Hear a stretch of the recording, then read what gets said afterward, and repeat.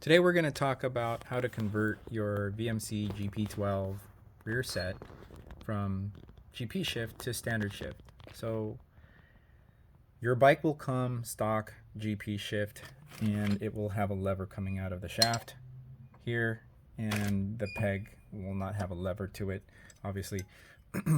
But if you talk to Jinhua Racing, there is no standard shift kit for it. Ohvale has the GP12 does have the same spacing for the mount. It's 55 millimeters, but the entire kit itself, and they do have a standard shift kit, and the entire kit itself is over $350. So what I wanted to do was switch my bike to standard shift without having to buy new rear sets.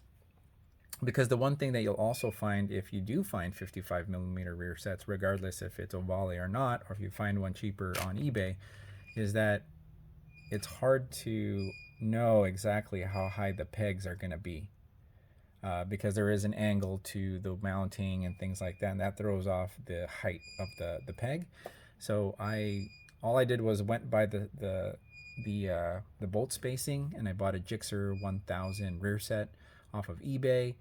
While it did fit, it did put my peg like 2 inches higher, and the spike is small, so putting the peg 2 inches higher really puts you in a cramped position. So if you do go out there, do your homework and see if you can kind of finagle it, or if you have a friend who has a bike with rear sets that are 55 millimeter spacing, try it out first before you buy, because it could be a pain in the ass.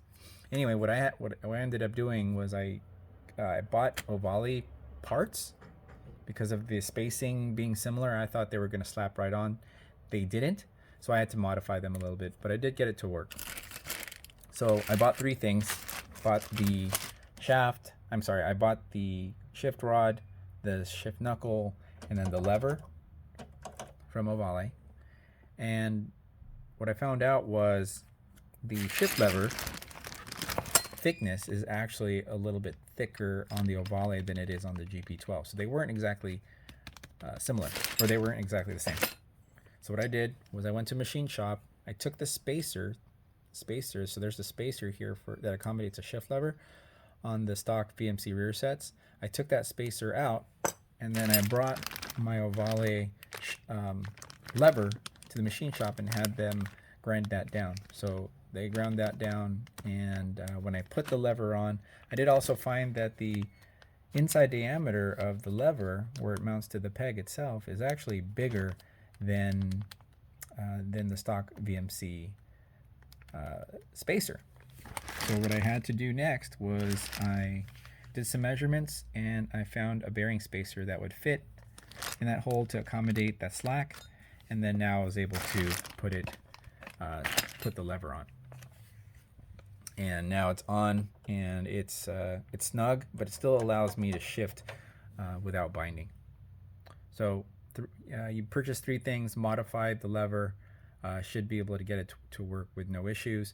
The one other thing that I needed to do was I needed to cut or grind down my fairing, because the stock lever protrudes out pretty far, but because your knuckle brings the shift rod lower, it does get into the way of the body work. So you will need to cut that out using a Dremel. That's what I did.